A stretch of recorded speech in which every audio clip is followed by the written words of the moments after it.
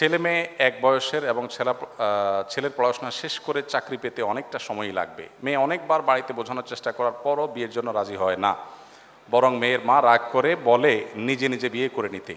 এমন পরিস্থিতিতে যদি মেয়েটা কাউকে না জানিয়ে বিয়ে করে তাহলে এটা জায়েজ হবে কি না? খুব কমন পড়ে গেছে নাকি? এত খুশি হওয়ার কারণ কি? বেশি কমন হয়ে গেছে? আচ্ছা, এ ধরনের প্রশ্ন প্রায় আসে। 10টা আসলে একটার উত্তর দেওয়ার চেষ্টা করি, তারপরে এটা গুরুত্বপূর্ণ বলতে হবে, খুব অল্প করে বলি। দেখুন, আল্লাহ সুবহানাহু ওয়া তাআলা বিবাহের দায়িত্ব দিয়েছেন অভিভাবকদের উপরে। আল্লাহ কোরআনে বলেছেন, ওয়া আনকিহুল আয়ামা মিনকুম ওয়াস-সালিহিনা মিন ইবাদিকুম ওয়া ইমাইকুম। অভিভাবকদেরকে আল্লাহ অর্ডার করেছেন তোমরা তোমাদের অধীনস্থদেরকে বিবাহ দাও। নবী সাল্লাল্লাহু আলাইহি ওয়াসাল্লাম বলেছেন, তোমাদের সন্তানরা যখন বিয়ের উপযুক্ত হবে, প্রাপ্তবয়স্ক হবে, তখন তাদেরকে বিয়ে দিতে দেরি করবে না। যদি করো, তারা যদি হারামের পথে পা বাড়ায় এবং সমাজে বিশৃঙ্খলা তৈরি হয়, অসুবিধা তৈরি হয়। সেদিন কোনো একটা ইউনিভার্সিটিতে এটা নিয়ে আলোচনা করার পর ভিসি মহোদয় আমাকে আলোচনার পর বললেন যে আপনাকে স্পেশাল থ্যাঙ্কস এই প্রশ্ন উত্তর দেওয়ার জন্য, কারণ প্রতিদিন এটার বিচার করা লাগে। তো আমি বলতে চাই যে নবী সাল্লাল্লাহু আলাইহি ওয়াসাল্লাম বলেছেন, যদি সন্তানরা বিয়ের উপযুক্ত হয়, অভিভাবকদের কর্তব্য তাদেরকে বিয়ে দেওয়া। যদি না দেয় এবং সন্তানরা যদি বিপদগামিতার পথে পা বাড়ায়, সমাজে বিশৃঙ্খলা সৃষ্টি হয়, তাহলে সেক্ষেত্রে কি হবে? তাহলে সেক্ষেত্রে যে ফিতনা, ফাসাদ, অনাচার হবে, এগুলোর দায় অভিভাবকের উপরে বর্তাবে।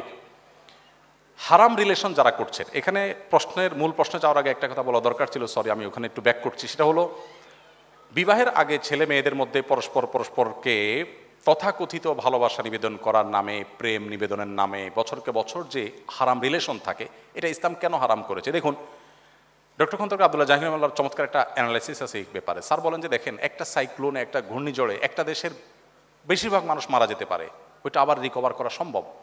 কিন্তু কোনো জাতির মধ্যে যদি একবার এই টেন্ডেন্সি আছে যে আমরা সন্তান গ্রহণ করব না, বৈবাহিক জীবন যাপন করব না, সাংসারিক জীবন যাপন করব না, এই প্রবণতা যদি কোনো জাতির মধ্যে একবার আসে, তখন মানব সভ্যতার অস্তিত্বই হুমকির মধ্যে পড়বে। কিভাবে? আজকের উন্নত পৃথিবীর যে কোনো দেশ আপনি তাকান, পশ্চিমের যে কোনো দেশের দিকে তাকান, এমনকি পূবেও তাকান, কয়দিন আগে দেখবেন কানাডা আমাদের দেশ থেকে গণহারে ভিসা দিয়ে লোক নিছে। আমি তো অবাক হয়ে গেছি শুনে যে ব্যাপার কি, এত বেশি লোক নিচ্ছে কেন? পরে শুনলাম যে তাদের দেশের লোকের টান পড়ছে, আমার দেশ থেকে লোক নিয়ে যাচ্ছে। আপনারা স্টুডেন্ট ভিসা যখনই দাঁড়ান কোনো এম্বাসিতে, একটু মোটামুটি যোগ্য ছাত্র হলে আর দেরি করে না, সাথে সাথে তারা নিয়ে যাচ্ছে। ব্যাপার কি? আমি ভিজিট ভিসার জন্য গেলে আমাকে তো ভিসা এরকম দেয় না, আপনাকে তো বেশি দিচ্ছে কেন? তাদের দেশে আসলে পর্যাপ্ত লোক নেই। এখন প্রত্যেকটা উন্নত দেশে, আপনারা সবাই জানেন আমার চাইতে বেশি, প্রত্যেকটা উন্নত দেশে সন্তান হলে সরকার তার জন্য বাবা মাকে ভাতা দেয়, 2টা হলে আরো বেশি দেয়, 3টা হলে আরো বেশি দেয়। মানে সন্তান যেন হোক, সরকার চায়। কিন্তু বাস্তবতা হলো তাদের দেশে এমনভাবে জেনারেশন গ্যাপ তৈরি হচ্ছে যে দেশ চালাবার মতো পর্যাপ্ত মানুষের নেই। ওই যে বিবাহকে তারা ডিনাই করেছে, বিবাহ বহির্ভূত সম্পর্ককে অ্যাপ্রিসিয়েট করেছে, তার পরিণতি তারা ভোগ করছে, আরও হয়তো চরম পরিণতি অপেক্ষা করছে। তো এই জন্য বিবাহ বহির্ভূত সম্পর্ক হালাল নয়, এখান থেকে বেরিয়ে আসতে হবে। অভিভাবকরা যদি বিবাহ না দেন তারা গুনাহগার হবেন। এখন আপনার অভিভাবকদেরকে আপনি বোঝাতে পারছেন না, কি করবেন? আমি বলবো, যদি পারেন অভিভাবকদেরকে আমার অফিসে নিয়ে আসবেন। যদি আপনি আনতে পারেন, আমি ইনশাআল্লাহ চাচা চাচিকে বোঝানোর চেষ্টা করব ইনশাআল্লাহ। আমি পল্টনের একটা হোটেলে গিয়েছি একটা প্রোগ্রামে, তো এক যুবক তার বাবাকে হাত ধরে নিয়ে আসছে আমার কাছে, এসে বলছে, হুজুর এই আমার বাপ অনেক বলছে বিয়ে দেয় না, তো বলেন। আমি তো লজ্জায় পড়ে গেলাম যে কত বেহায়া ছেলে, এভাবে মুখের উপরে বলে নাকি মানুষ? তো বাবা মাদেরকে যদি আপনারা বুঝাইতে না পারেন, তো সেক্ষেত্রে অনেক বুদ্ধি আছে। সেদিন এক যুবক একটা দারুণ আইডিয়া দিল, বললো যে ভাই, আর্লি ম্যারেজের যে উপকারিতা, এটা নিয়ে আপনার একটা বক্তব্য ছিল, আব্বা আম্মাকে তো আসলে ডাইরেক্ট বলাও যায় না, তো ওই বক্তব্যটা ইউটিউবে চালাই দিয়ে আমি টয়লেটে চলে গেছি। তাতে পারপাস সার্ভ অনেকটাই হয়ে গেছে, বাবা মা অনেক কনভিন্স হয়ে গেছে যে হ্যাঁ ঠিক।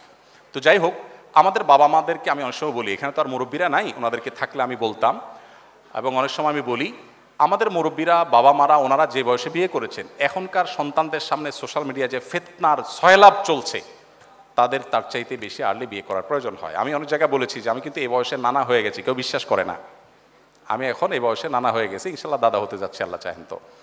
তো আর্লি ম্যারেজের যে কত উপকারিতা আছে সেটা অনেক লম্বা টপিকের বিষয়। শুধু এটুকু বলবো যে বাবা মাকে কনভিন্স করে বিয়ে করবে, এটা তাদের কনভিন্স করে করাটা আপনার দায়িত্ব। হানাফি মাযহাব অনুযায়ী প্রাপ্তবয়স্ক মেয়ে নিজে নিজে সিদ্ধান্ত নিয়ে বিয়ে করলে বিয়েটা বাই ল কোরআন হাদিসের আলোকে শুদ্ধ হয়ে যাবে, যদিও অন্যান্য ইমামদের মতে অভিভাবকের সম্মতি ছাড়া মেয়ের বিয়ে বিশুদ্ধ হবে না। তো এই জায়গাটাতে আমি বলবো বোনদেরকে, ভাইদেরকে যে বাবা মাকে কনভিন্স করার চেষ্টা করুন, নানাভাবে কনভিন্স করার চেষ্টা করুন, এটা সিরিয়াস ইস্যু, এবং তাদেরকে জানিয়ে বিয়ে করা ভালো। অনেকে বলে হুজুর পালিয়ে বিয়ে করা যাবে কিনা, আমি বিয়ে তো চুরি না, পালাতে হবে কেন? কনভিন্স করে অভিভাবকদেরকে বুঝিয়ে তারপরে করেন। এই চ্যালেঞ্জগুলো ওভারকাম করতে হবে। আপনি যুবক মানুষ, বিশ্বজয় করবেন কিভাবে শুধু বিয়ে যদি করতে না পারেন বাপ মাকে বুঝিয়ে? বিয়ে করার ব্যাপারে বাপ মাকে যদি ভালো করে বোঝাতে না পারেন, আপনি দুনিয়া জয় করবেন কোত্থেকে? এই ছোট কাজটা যদি না পারেন চ্যালেঞ্জ নিতে হবে, কিন্তু তাদেরকে বোঝানোর চেষ্টা করতে হবে। আর কত বুদ্ধি দেবো, একটা ছোট টিপস দিয়ে শেষ করি। এলাকার ইমাম সাহেব হুজুরের সাথে বাইল করবেন, হুজুরে ভালো করে চা নাস্তা খাওয়ায় বলবেন হুজুর আমার আব্বাকে একটু এই বিষয়টা ভালো করে বুঝান, আল্লাহ কনভিন্স করে ফেলেছে। তো যে কোনোভাবে বাবা মাকে সন্তুষ্ট করে করার চেষ্টা করুন। যদি না করেন, নিজেরা করতে চান গুনাহ থেকে বাঁচার জন্য, আর কোনো উপায় নাই, সেক্ষেত্রে বললাম যে হানাফি থট অনুযায়ী বিয়ে বিশুদ্ধ হয়ে যাবে, যদি অন্যান্য ইমামদের মতে হবে না। মেডিকেল ক্যাম্পাসে অনেক স্টাডি পার্টনার দেখা যায়, ছেলে মেয়ে। আমার প্রশ্ন হলো, পড়াশোনার জন্য এভাবে অপোজিট জেন্ডারের ফ্রেন্ড বানানো কি জায়েজ হবে? দেখুন, আপনারা তো খুশি হওয়ার কারণ কি আমি বুঝলাম না। আচ্ছা যাক, দেখুন বিষয়টা হলো, আমার কথা নয়, আপনারা আমার চেয়ে ভালো জানেন, একজন পণ্ডিত বিজ্ঞানীর কথা, একজন ছেলে এবং একজন প্রাপ্তবয়স্ক ছেলে প্রাপ্তবয়স্ক মেয়ে কখনো বন্ধু হতে পারে না।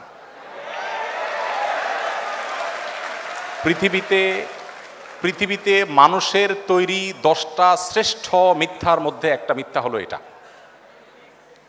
আপনি যদি বলেন যে না আমার কোনো অসুবিধা হয় না,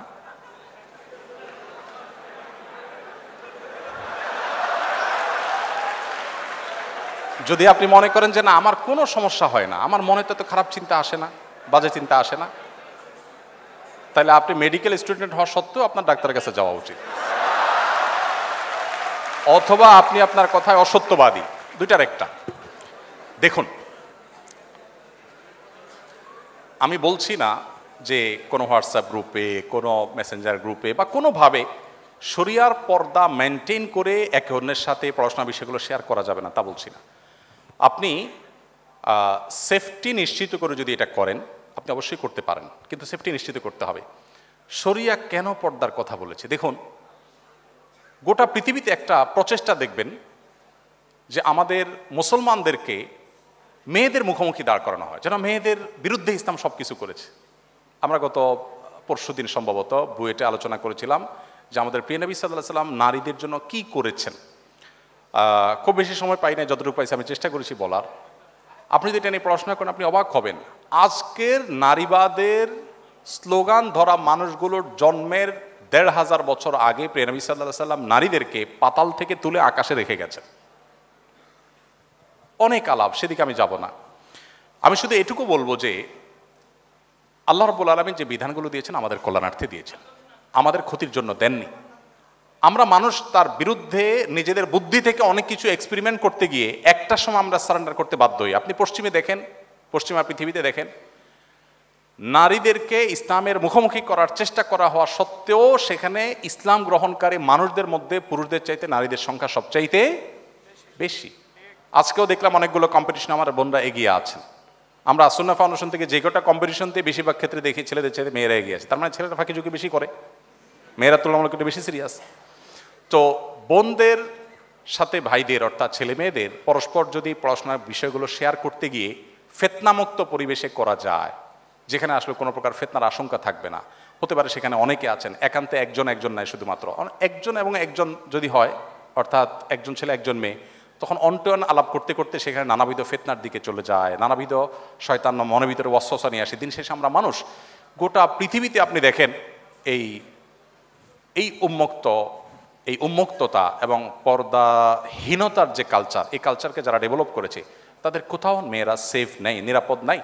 আপনি এখানে যতই বলেন যে ভাই সবাই ভালো হয়ে গেলে তো হয়, মনটাকে ভালো করলেই তো হয়, এই মুখরোচক অনেক স্লোগান আপনারা শুনতে পাবেন, এর চাইতে ভুয়া কথা, বোগাস কথা আরেকটা আপনি পাবেন না।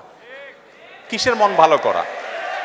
মন ভালো করলে যদি ঠিক হয়ে যায়, তা আমার প্রশ্ন হলো আপনি ব্যাংক থেকে টাকা তুলে কেন ব্যাগে লুকায় লুকায় নেন?